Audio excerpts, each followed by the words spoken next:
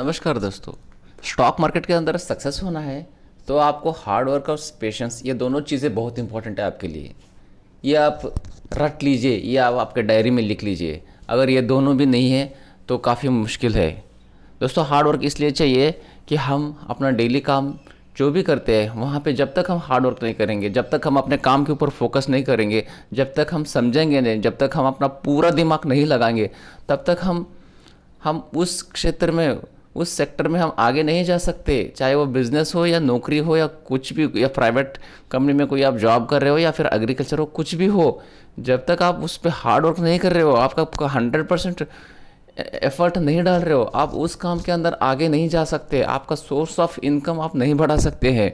इसलिए ये बहुत ज़रूरी है। आप मैं ट्रेडिंग करके पैसा कमा लूँगा सोच के आप ट्रेडिंग में आओगे, आप बिना मतलब से ब्रोकर को फ़ायदा करोगे, आप खुद को नुकसान कर लोगे। हाँ, मैं मानता हूँ कि आप ट्रेडिंग में भी पैसा कमा सकते हो, लेकिन यह सबकी बस की बात नहीं है। ये एक दो, ओनली 5% ट्रेडर्स ही इसमें सक्सेस हो जाते हैं। The rest all are in loss. So you have to be continuously focus on your daily work, number 1। दूसरा भाई, अगर स्टॉक मार्केट के अंदर वेल्थ क्रिएट करना ही है तो पेशेंस होना बहुत ज़रूरी है। दोस्तों, हम सबको पता है राहुल द्रविड़ कैसे बैट्समैन थे और वो किस लिए मशहूर थे।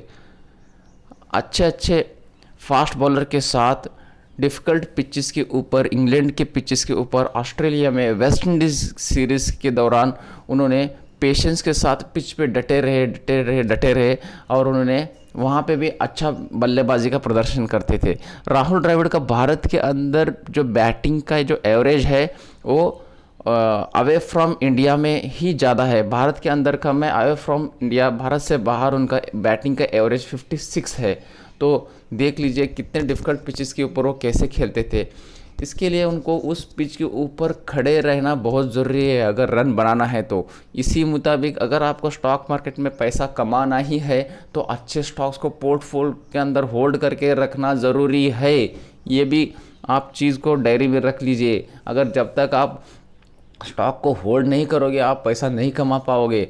मैंने स्टॉक्स एशियन पेंट में इन्वेस्ट कर दिया, चलो 40% का रिटर्न मिल रहा है, मैं निकल जाता हूँ, नहीं होगा इससे। आज 40% है स्टॉक, कल 80% हो जाएगा, 100% हो जाएगा।